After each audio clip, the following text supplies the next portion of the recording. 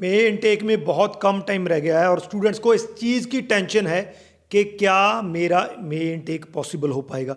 मैं उन स्टूडेंट्स की बात नहीं कर रहा हूं जिन्होंने अभी फाइल्स लगानी है, मैं उन स्टूडेंट्स की बात कर रहा हूं जिन स्टूडेंट्स की इस टाइम पे एम्बेसी में फाइल ऑलरेडी चल रही है, क्योंकि जो प्रोसेसिंग टाइम है वो डिले होता दिख रहा है चेंजेस के बाद। तो इस वीडियो में देखेंगे कि एग्जैक्ट उन्होंने जो लिख के दिया है वेबसाइट पे वो कितना टाइम चल रहा है अपडेटेड, और प्रैक्टिकली कितना टाइम चल रहा है। वीडियो के एंड तक जाते जाते आपको एट प्रेजेंट, जब हम फेब में एंटर कर रहे हैं तो एट प्रेजेंट जो है आपको फेब के स्टार्टिंग का प्रोसेसिंग टाइम हो जाएगा, और साथ में ये भी आपको आइडिया हो जाएगा कि मे इनटेक पॉसिबल हो पाएगा कि नहीं पाएगा। तो वीडियो को एंड तक देखिएगा। उससे पहले हमारा यूट्यूब चैनल जरूर सब्सक्राइब कर लीजिएगा क्योंकि इस पर आपको ऐसी ही इन्फॉर्मेटिव वीडियोस देखने को मिलती हैं। मेरे हाथ में ये 9 पीपीआर हैं, ये वो वीज़ाज हैं जो हमारे एक दिन में, यानी कि आज 8 फरवरी को आए हैं। जी हाँ, 9 के 9 वीज़ा जो हैं वो एक दिन में आए हैं। इसमें सबसे पहले मैं बता देता हूं कि स्टूडेंट कौन है और कितने दिन में वीज़ा है, क्योंकि यहां पे हम टाइमलाइन की बात कर रहे हैं, यहां पे हम प्रोसेसिंग टाइम कितना लग रहा है उसकी बात कर रहे हैं। तो सबसे पहले सरिता हैं भिवानी से, इनका 54 डेज में वीज़ा आया है, हरियाणा से हैं। उसके बाद नवनीत कौर हैं बठिंडा से, इनका 47 डेज में वीज़ा आया है। इसके बाद काजल हैं, ये न्यू एसडीएस का 6 ओवरऑल पे जो इनका है, इनका 36 डेज में वीज़ा है। इसके बाद जसमनप्रीत सिंह हैं बठिंडा से, इनका एक रिफ्यूज़ल के बाद पीटी के साथ 47 डेज में वीज़ा है। इसके बाद अनमोल सिंह है, ये करनाल हरियाणा से हैं, इनका पीटी पे और 46 डेज के बाद वीज़ा है। उसके बाद पवनदीप हैं, ये यूपी से हैं, इनका पीटी के साथ 48 डेज पे वीज़ा आया है। उसके बाद उमार खान है, इनका एक रिफ्यूज़ल के बाद 38 डेज में वीज़ा आया है। इसके बाद अभिनव तनेजा हैं, इनका 4 रिफ्यूज़ल के बाद वीज़ा आया है और 46 डेज में। इसकी खासियत यह है कि 2017 के पास होना है और 53% मार्क्स थे। जो लो एकेडमिक वाले स्टूडेंट हैं चिंता मत कीजिए, इनके 53% मार्क्स थे, 46 डेज में वीज़ा है। इसके बाद रमनीक है, इनका वीज़ा 4 रिफ्यूज़ल के बाद 48 डेज में आया है। तो अगर हम इनकी बात करें, मोस्टली जो वीज़ाज हैं जो मैंने आपको अभी बताए वो मोर देन 40 या 45 डेज आए हैं। इसका मतलब ये है, क्योंकि ये इन प्रैक्टिकल टाइम है जो मैं आपको अभी बताया, वो इन प्रैक्टिकल टाइम है। और वो जो है 8 फेब को एक दिन के अंदर ये 9 पीपीआर आई हैं, 9 वीज़े आए हैं, तो उनका बता रहा हूँ। ये एक वीक में नहीं आए हैं, एक दिन में आए हैं। तो इसका मतलब ये है कि जो फर्स्ट वीक है फरवरी का, उसमें मोस्टली उन स्टूडेंट्स के वीज़ा आए हैं जिन्होंने फाइल अपनी 40-45 डे पहले लगाई थी। इसमें एक वीज़ा ही है सिर्फ जो 36 डेज में आया है।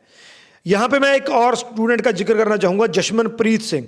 इनका वीज़ा हालांकि 47 डेज में आया है, लेकिन इस स्टूडेंट की खासियत ये है कि इस केस में इनकी हमने पहले फाइल लगाई थी, इनकी फाइल स्टक हो गई थी, इनका 3 मंथ्स तक कोई रिजल्ट नहीं आया था।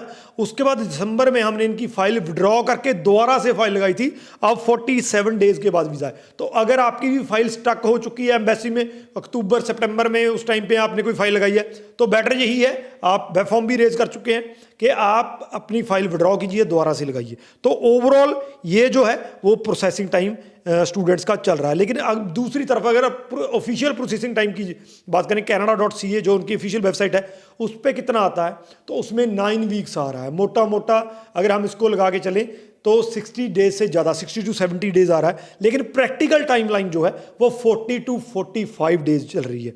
तो कहीं ना कहीं पे अगर आपकी फाइल एम्बेसी में है और ये जो फाइल है वो दिसंबर के एंड या जनवरी के स्टार्टिंग में है, तो आपकी पॉसिबिलिटी है कि 15 फेब के अराउंड आपका, इससे पहले या उसके अराउंड जो है आपका वीज़ा आ जाएगा। पहली बात, जो स्टूडेंट जिन्होंने जैन में ये चेंजेस होने से पहले अप्लाई किया है, उन स्टूडेंट्स का जो वीज़ा है वो मार्च तक जा सकता है। अब इसमें एक थोड़ा सा मैं आपको कॉम्प्लिकेशन बता देता हूँ। जितना आपकी पीपीआर लेट जाती जाएगी उतना ही स्टैंपिंग भी लेट होगी, क्योंकि रीज़न क्या होता है कि स्टैंपिंग का 15 से 20 दिन कई बार होता है कि लग जाते हैं, तो आपको वो टाइम भी काउंट करके चलना है।